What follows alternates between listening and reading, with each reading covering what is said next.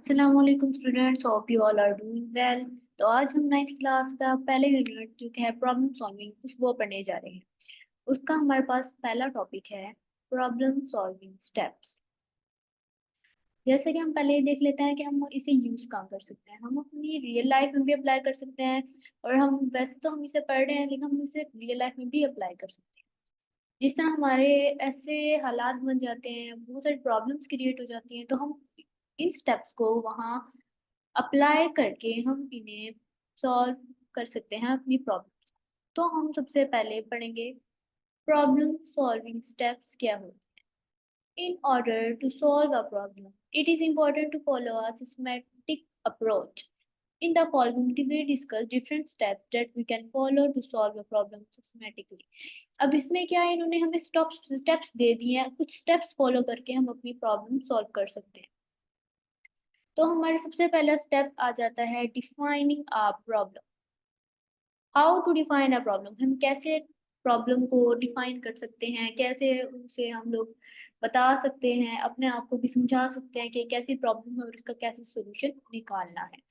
तो हमारे पास एक उन्होंने सबसे पहले हमें बता दिया है वेल डिफाइंड प्रॉब्लम क्या होती है। हमारे पास वेल डिफाइंड प्रॉब्लम क्या होती है, तो सबसे पहले हमारे पास इसकी आ गई है डेफिनेशन कि वेल डिफाइंड प्रॉब्लम क्या होती है। ओके, यहाँ से लेकर यहाँ। तो हमारे पास well defined problem, a well defined problem is one that does not contain ambiguities.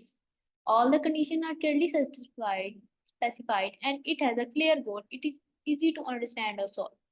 अब वेल डिफाइंड प्रॉब्लम एक ऐसी होती है जिसमें यानी हमें कोई बहुत ज्यादा मुश्किलात का सामना नहीं करना पड़ता। हम वो उसकी कंडी वो हमारे पास हर चीज उसकी क्लियर होती है, हमें पता होता है उसका गोल क्या है, हमने क्या अचीव करना है। वो हमारे लिए इजी होता है उसे समझना, और हमें उसे सॉल्व करना भी इजी हो जाता है। अब कैसे इजी हो जाता है, जैसे अब आपके पास कोई प्रॉब्लम आई है, आपको पता है उसके पीछे क्या था, उसके आगे क्या, या या आपके साथ कोई छोटी मोटी प्रॉब्लम आ जाती है, आपको पता होता है ये क्या है और क्या नहीं है, तो आपको पता चल जाता है यार ये यूं यूं हुआ था, मेरे साथ यूं हो गया है, अब मैंने इसको किस तरह सॉल्व करना है।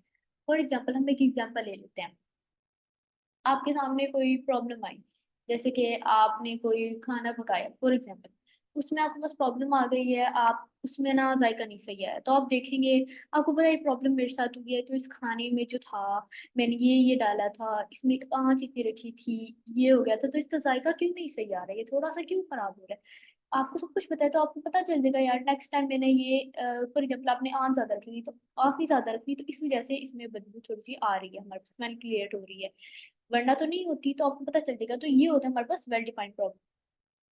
ये जो हमारे पास हो गया वेल डिफाइंड प्रॉब्लम, लेकिन उस प्रॉब्लम का क्या जो हमारे पास वेल डिफाइंड है ही नहीं, जो हमारे सामने नहीं हुई, जो हमें नहीं पता क्या लेकिन हमें सॉल्व करनी है। तो हमारे पास क्या आ गया, उन्होंने हमें एक प्रॉब्लम स्टेटमेंट दे दी है। उन्होंने हमें क्या दे दिया, एक प्रॉब्लम स्टेटमेंट। ठीक है, जो कि first we need to see whether the problem is well defined और नॉट। फर्स्ट स्टेप आ गया हमारे पास, यानी इन्होंने स्टेप 5 तो दिया लेकिन इसका पहला बहुत मोस्ट इम्पोर्टेंट स्टेप आ गया हमारे पास, यानी जिसको आप करते हुए बहुत कुछ कर सकते हैं। हमारे पास पहला इम्पोर्टेंट स्टेप क्या आ गया है कि हम लोगों ने देखना है कि ये हमारे पास प्रॉब्लम वेल डिफाइंड है या फिर नहीं है। तो हम लोगों ने देख लिया, अगर अगर वो problem, if the problem is not defined well, अगर वो सही से डिफाइन नहीं की गई, हमें नहीं पता उसके बारे में, then we can use one of the following strategies to define the problem. तो हम ओनली डिफाइन प्रॉब्लम, सिर्फ डिफाइन करने के लिए हम ये स्ट्रेटजीज यूज करेंगे। अभी हम सॉल्व नहीं करें, हम सिर्फ उस प्रॉब्लम को समझ रहे हैं, क्योंकि आपको पता है समझे बगैर हम कुछ नहीं कर सकते। बगैर समझे हम बहुत कुछ करते हैं तो हमारे लिए बहुत मुश्किलात पैदा हो जाती हैं, बेशक वो कोई भी प्रॉब्लम हो। तो हमारे पास पहला स्टेप क्या है, हमारे पास पहला स्टेप है gain background knowledge, use gases और ड्रॉ पिक्चर। इन तीनों में से हम एक यूज कर सकते हैं, या अगर ज्यादा बड़ी प्रॉब्लम है तो हम तीनों भी यूज कर सकते हैं। जो हमें उस सिचुएशन के लिहाज से इजी लगे हम यूज करेंगे, और उससे हमारे पास उसका सोल्यूशन भी मिल जाए। तो हमारे पास आ गया है गेन गेन बैकग्राउंड नॉलेज, हमने पीछे की नॉलेज ले ली है। नॉलेज लेनी है। जैसा कि अगर आप स्कूल गए हैं एक दिन छुट्टी के बाद, तो हम लोग क्या करेंगे, वहां पे आप लोग की 3 दोस्तें हैं, एक दोस्त उधर मुंह बना के बैठी है, एक दोस्त इधर मुंह बना के बैठी है, आप परेशान हो जाएंगे। आप ये नहीं, आप अगर आप कहें एक का मौका सुने, आप एक का सुने कि क्या हुआ था, और आप ऐसे ही कह दें यार ये गलत था, यार ये सही था, यूं ही होना चाहिए था, और इसका ये सोल्यूशन है, ये गलत हो जाएगा सब कुछ। आपने दूसरों का नहीं सुना, आपने एक का सुना है, और आपने ना ही जानना है पीछे क्या चल रहा था, आगे क्या चल रहा था, बस वहीं पे आपने देख के खुद ही फैसला कर लिया। तो हमने सबसे पहले क्या करना है, gain background knowledge. We try to know the situation and circumstances in which problem is happening. हमने वो जानने की कोशिश करनी है जहाँ सिचुएशन, यानी जहाँ पे हमारी प्रॉब्लम क्रिएट हुई थी, क्या हालात थे, क्या वाकयात हो रहे थे, कौन से लोग थे, किस बात पे क्या हुआ। ठीक है, ये सब कुछ हमने करना है।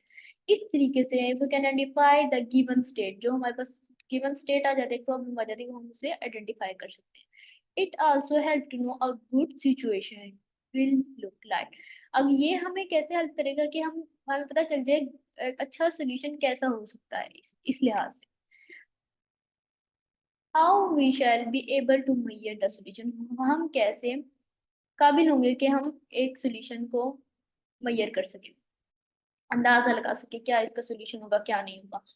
तो जैसे मैंने आपको एग्जांपल अभी दिया है दोस्तों की। अगर आप जाएंगे, आप जानेंगे सबसे कि क्या हुआ था, क्या हालात थे, कौन कौन था, किस बात पे झगड़ा हुआ, ये हुआ वो हुआ।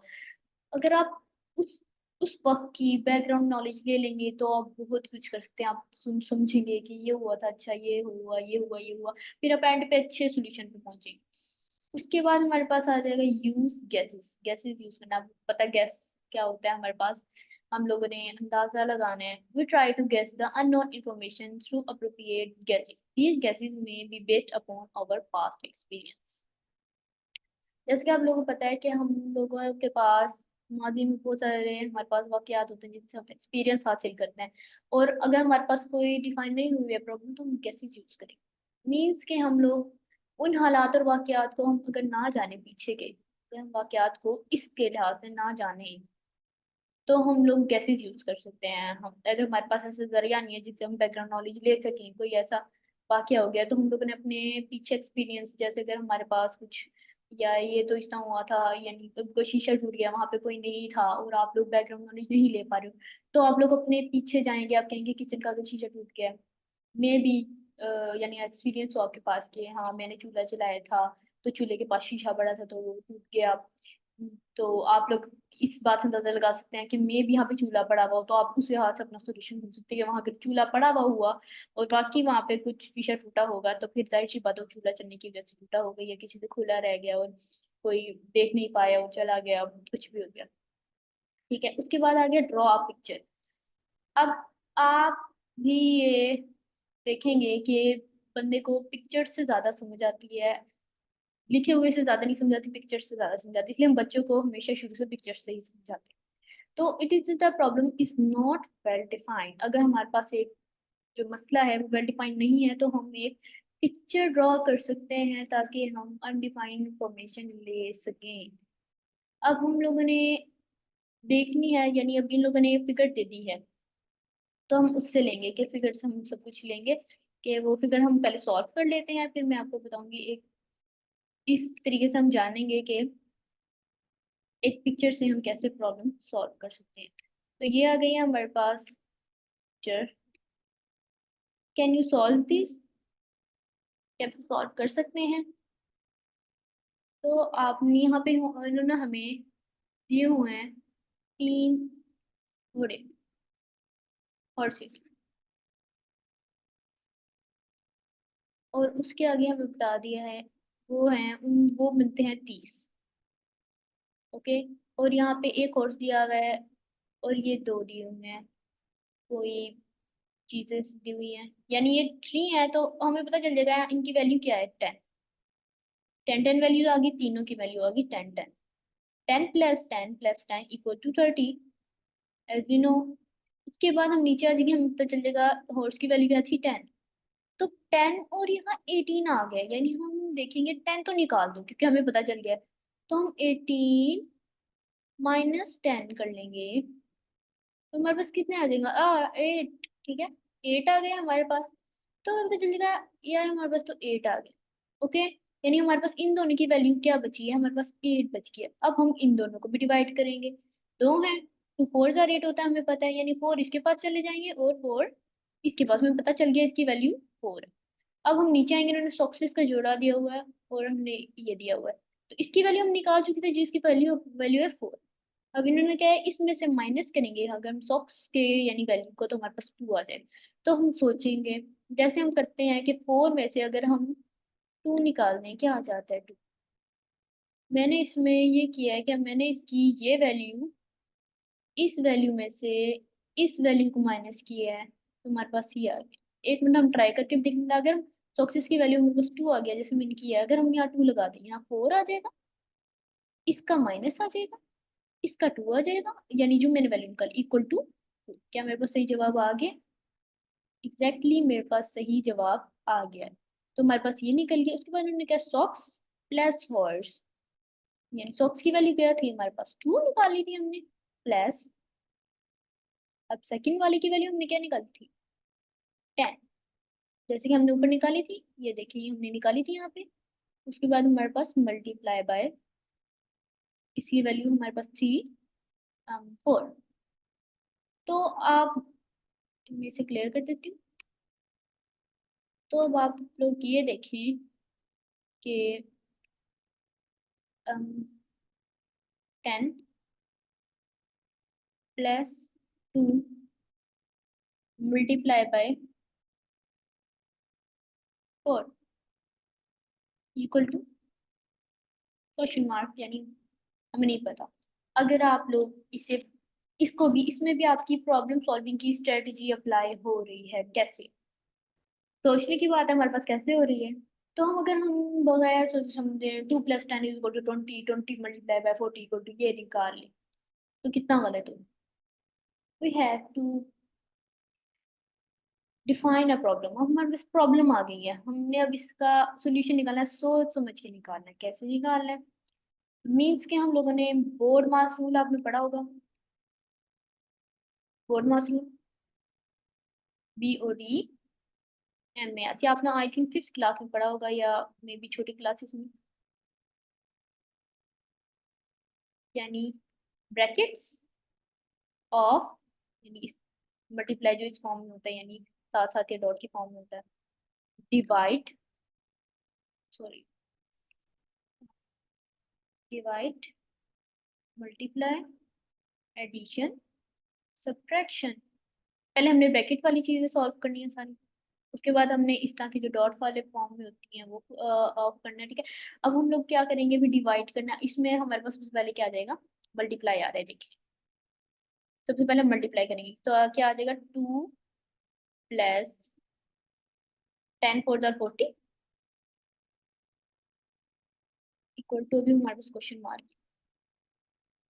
ओके, अब हम लोग क्या करेंगे, अब हम देखेंगे एडिशन नहीं रहेगा तो हम एडिशन ही करेंगे, बिल्कुल हमने इसके मुताबिक करना, पहले ये फिर ये फिर ये फिर ये, जो हमारे पास नहीं है वो हम स्किप कर देंगे, जो हमारे पास है वो हम सॉल्व कर लेंगे, चाहे वो ये है उसके बाद ये है, चाहे उसके बाद ये है। 2 + 40 equal to 42, that we answer, the answer is 42। बेशक आप करके देखिए कि 2 + 10 क्या होता है। अगर हम इस तरह करें बगैर हम प्रॉब्लम को समझे तो क्या आ जाएगा, 12 मल्टीप्लाई बाय 4, तो हमारे पास क्या आएगा, 4 × 8, 4 × 1 = 4, मीन्स कि ये रॉन्ग हो जाएगा। क्या 48 42 सेम है? नहीं है हमारे पास, सेम नहीं है, ये हमारे पास करेक्ट आंसर हुई है, हमारे पास करेक्ट आंसर नहीं है। तो आज का था हमारा यही लेक्चर, और इन लोगों ने बस, कि हमारे पास थोड़ा सा रहता है जो कि इन लोगों ने हमें यहाँ दिया हुआ है तो अब हम देख लेते हैं कि इन्होंने हमें यहाँ पे क्या एक्स्ट्रा इन्फॉर्मेशन दी हुई है।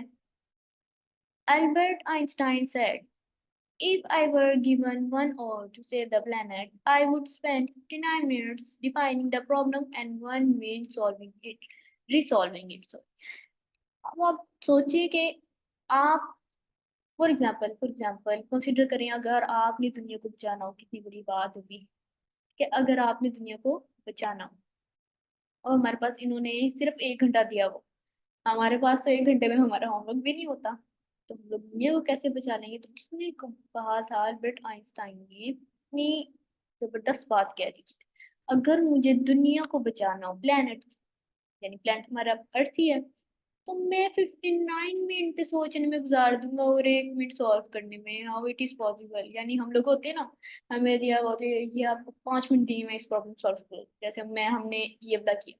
अगर आपकी मैडम आपको दें कि 5 मिनट है, सॉल्व करो इसे, आप जल्दी जल्दी इसकी वैल्यूज निकालते हो, जल्दी जल्दी जो है ना इसको सॉल्व करके दे देते। इसको समझे बगैर, जब तक हमने बोर्ड मास को नहीं समझा, हमें ये समझ नहीं आई, हमने बगैर सोचे समझे कर दिया।